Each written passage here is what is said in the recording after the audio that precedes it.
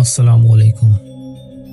ये स्टोरी कराची के मशहूर इलाके वाटर पम्प में एक कदीम पुराने बंगले की है। वाटर पम्प एक ऐसा इलाका है जहाँ नए और पुराने तामीर हुए बहुत से बंगले मौजूद हैं। ये स्टोरी भी वहीं किसी एक बंगले की है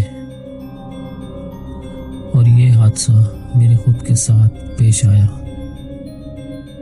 मैं बिलाल, खुद कराची का रहने वाला। ये वाक़या आज से 6 या 7 साल पुराना है, जब मैं अपने दोस्त वसीम के साथ वहाँ टेक्नीशियन का काम करने गया। हमें वहाँ का कॉन्ट्रैक्ट मिला था और वो बंगला लगभग 800 से 1000 गज पे ग्राउंड +1 तामीर था। उस बंगले का कॉन्ट्रैक्ट वसीम को मिला था और मुझे उसके साथ वहाँ काम करने के लिए जाना था।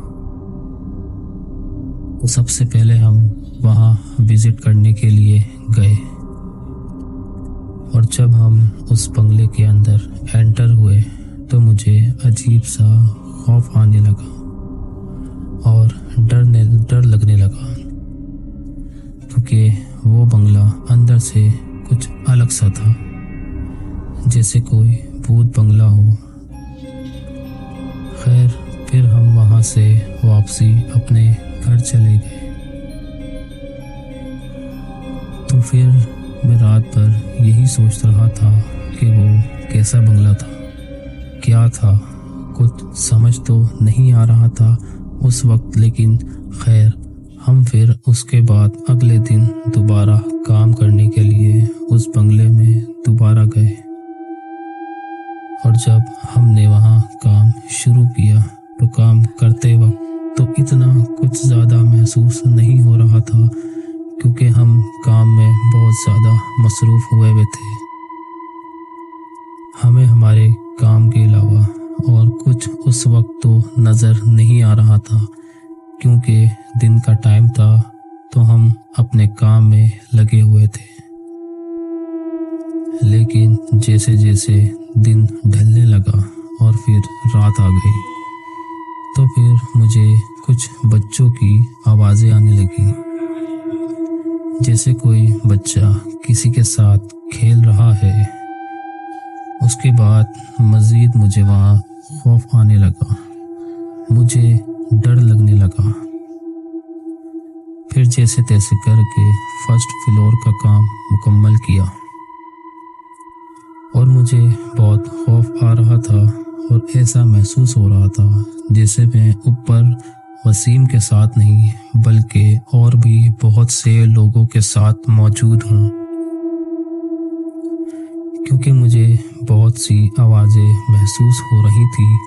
क्या पता शायद वो मेरा वहम था या वाकई मुझे आवाज़ें सुनाई दे रही थी, क्योंकि वो आवाज़ें कुछ ऐसी थी जैसे कोई बच्चा खेल रहा हो या फिर कोई बच्चा किसी से लड़ रहा हो या कोई बच्चा रो रहा हो। इस तरह की मुझे आवाज़ें साफ सुनाई आ रही थी। खैर, मैंने बहुत हिम्मत करके वसीम को बिना कुछ बताए अपना काम को मुकम्मल किया और हम नीचे ग्राउंड फ्लोर पर चले गए। ग्राउंड फ्लोर पर जाकर हमने फिर काम को शुरू करना चाहा, लेकिन मेरे दिल में उस वक्त भी बहुत ज़्यादा डर मौजूद था। तो मैंने वसीम से कहा कि यार, अब हम काम को फ़िलहाल यहाँ पर रोक कर घर चलते हैं, बकाया काम हम कल आकर शुरू करेंगे। तो उसने भी कहा कि ठीक है बिलाल, थकन तो हो रही है मुझे भी, ठीक है हम घर चलते हैं, बकाया काम हम कल आकर करेंगे। तो उसी वक्त हमने अपना सामान समेटा और फिर हम वहाँ से अपने घर के लिए रवाना हो गए। घर जाने के बाद भी रात को सोते वक्त मुझे वही बच्चों की चीखने की, बातें करने की, लड़ने आवाज़ें मेरे दिमाग पर घूम रही थी। खैर, जैसे तैसे मैं सो गया और फिर हम सुबह उठकर दोबारा से वहाँ काम करने के लिए गए। काम तो वहाँ लगभग 1 हफ्ते का था, लेकिन हमें फ़िलहाल तो 1 ही दिन हुआ था।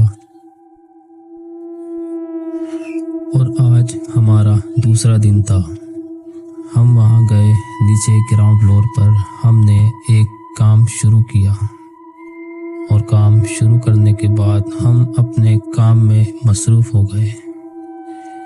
काम करते दौरान भी मेरे दिल में वही डर और वही खौफ मौजूद था और नीचे ग्राउंड फ्लोर से भी मुझे वही आवाज़ें महसूस हो रही थी। लेकिन फिर भी मैंने वसीम को इस बात से बिल्कुल अनजान रखा, क्योंकि मैं अगर उसको बताता तो वो शायद मेरा मजाक उड़ाता या फिर वो मेरी इस बात को बिल्कुल भी सीरियसली ना लेता। वो शायद मुझे ये कहता कि बिलाल, तेरा वहम है या फिर गलतफहमी है, ऐसा कुछ भी नहीं है। अगर तुझे आवाज़ आ रही है तो मुझे भी आनी चाहिए थी। फिर हमने अपना काम ऐसे ही कंटिन्यू रखा और मैंने उसको कुछ भी नहीं बताया। फिर दिन ढलने लगा और रात हो गई। तब भी नीचे फ्लोर पर ही काम कर रहे थे, जहाँ पर लगभग 4 से 5 कमरे थे। एक साइड पर और दूसरी साइड पर हमें काम करना था, लेकिन वहाँ काम करना अभी नहीं जा सकते थे, क्योंकि एक साइड जहाँ हम काम कर रहे थे वहाँ का काम अभी मुकम्मल नहीं हुआ था। उसी वक्त रात के लगभग कोई 8 या 9 बज रहे थे और फिर हम जिस कमरे में एक साथ काम करने गए वहाँ कुछ मुझे अजीब लगा, लेकिन फिर भी हमने वहाँ काम किया। जैसे ही मैंने काम शुरू किया तो काम करते वक्त मुझे कुछ समझ नहीं आ रहा था। मैंने वसीम से पूछा कि यार, ये मुझे समझ नहीं आ रहा है, तो तुम ज़रा मुझे इसको समझा दो कि ये काम कैसे होगा। तो उस वक्त वो मेरे साथ मेरे पीछे ही खड़ा हुआ था। फिर मैंने काम कंटिन्यू किया। उससे पूछ कर मैं काम करने लगा और जिस कमरे में हम काम कर रहे थे उसके ठीक बराबर में एक और कमरा मौजूद था और उसके अलावा भी एक उसी कमरे के सामने एक कमरा और मौजूद था। और जहाँ मैं काम कर रहा था वहाँ से मुझे दोनों कमरे नज़र आ रहे थे। उस वक्त तो वहाँ कोई भी नहीं था, लेकिन जब मैं काम करते करते मेरी नज़र अचानक से बाहर कमरे के गेट पर पड़ी तो मुझे बज़ाहिर ऐसा लगा कि एक कमरे से दूसरे कमरे में कोई गया है। वो कोई शख्स या कोई औरत या कोई आदमी लग रहा था। मुझे सही से कुछ समझ तो नहीं आया, क्योंकि वो ऐसा था जैसे सर के बाल से लेकर पैर के नाखूनों तक बिल्कुल ब्लैक, जैसे कि उसका कोई ब्लैक चादर सी ओढ़ी हुई है या फिर बुर्का पहना हुआ है। तो जैसे ही मैंने वो मंजर देखा तो मेरे पैरों के नीचे से ज़मीन निकल गई। तो मैंने फ़ौरन से वसीम को उस बात का बताया कि मैंने ऐसे ऐसे अभी किसी को गुजरता हुआ देखा है। तो उसने मेरी बात को बिल्कुल भी सीरियसली नहीं लिया। उसने कहा कि नहीं, ऐसा नहीं हो सकता, ये तेरा वहम होगा, क्योंकि मैं खुद नोट कर रहा हूँ, जब से आया है यहाँ तब से मुझे डरा डरा सा लग रहा है। तो मैंने उसको फिर खुल के बताया कि हाँ यार, मैं जब से यहाँ आया हूँ मुझे बहुत डर लग रहा है। मैं तुम्हें अभी तक इस बात से बिल्कुल अनजान रखा था कि अगर मैं तुम्हें ये बात बताऊंगा तो तुम मुझे यही कहोगे, नहीं बिलाल, ऐसा कुछ नहीं है, तुम फजूल में डर रहे हो। यहाँ कुछ भी ऐसा नहीं है। ये बंगला काफ़ी टाइम से बंद था, खाली है। हमारे अलावा इस बंगले में कोई भी नहीं है। शायद इसीलिए तुम्हें इतना डर लग रहा है, इतना खौफ आ रहा है, क्योंकि अक्सर ऐसा होता है कि किसी ऐसी जगह पे अगर हम जाते हैं जो जगह बहुत टाइम से बंद हो या फिर बहुत टाइम से खाली हो, तो उस जगह पर अक्सर जाकर डर और खौफ आता है। तो इसलिए बिलाल, तुम बिल्कुल भी परेशान ना हो, बिल्कुल भी नहीं डरो, ऐसा कुछ भी नहीं है। हम साथ हैं, एक साथ काम कर रहे हैं, तो बिल्कुल भी डरने की ज़रूरत नहीं है। इंशाल्लाह हम ये काम मुकम्मल करके घर के लिए निकल जाएंगे।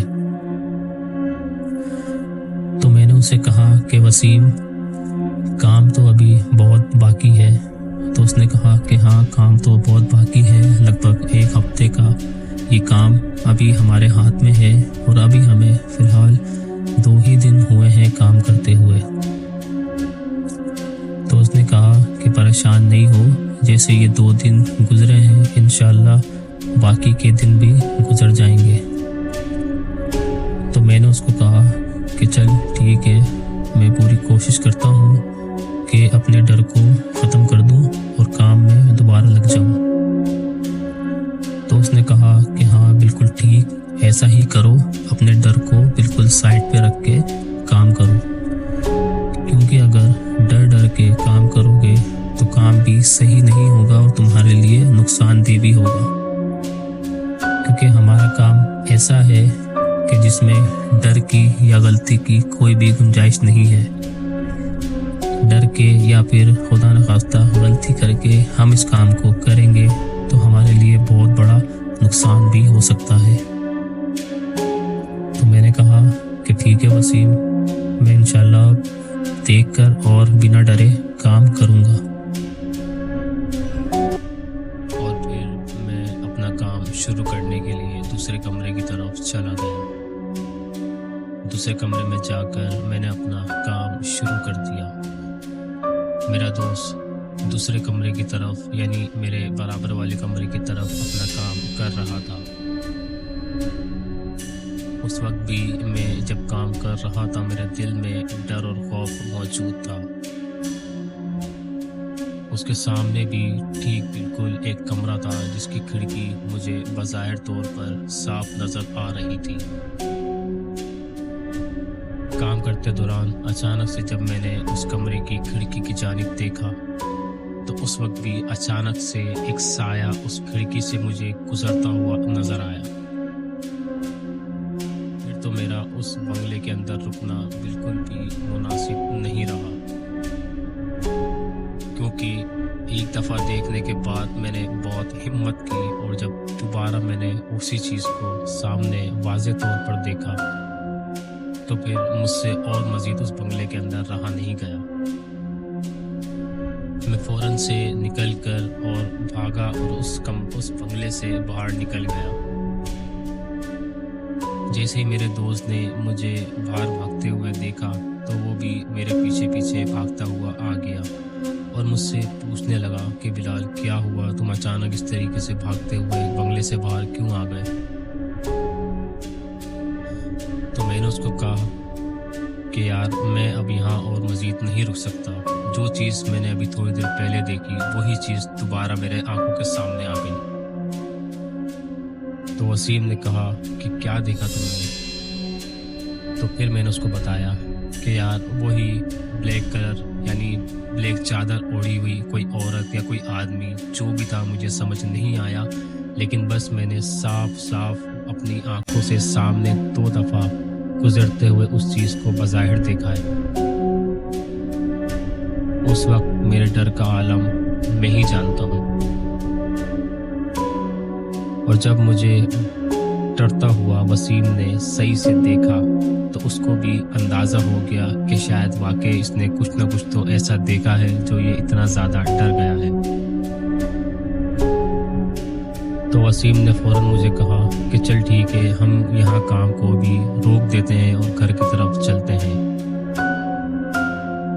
फिर वसीम ने मुझे कहा चल ठीक है, तू बाहर गाड़ी निकाल के खड़ा हो, मैं अपना सामान समेट के फ़ौरन आता हूँ, फिर हम घर की तरफ चलते हैं।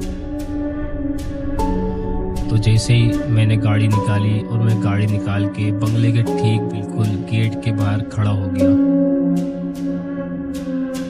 और जैसे ही मैंने गाड़ी निकाल कर मैं बाहर बंगले के बाहर बिल्कुल जो मेन गेट होता है वहाँ खड़ा हो गया। गेट के बाहर खड़ा होने के बाद जो बंगले का मेन गेट है वहाँ से अंदर जाके बिल्कुल सामने एक सीढ़ियाँ चढ़ रही हैं जो कि फर्स्ट फ्लोर पर जाती हैं। ऊपर जाते वक्त बिल्कुल ठीक सामने एक खिड़की सी बनी हुई है और उस खिड़की के पीछे ग्राउंड फ्लोर का किचन है और उस किचन की लाइट भी ऑन थी।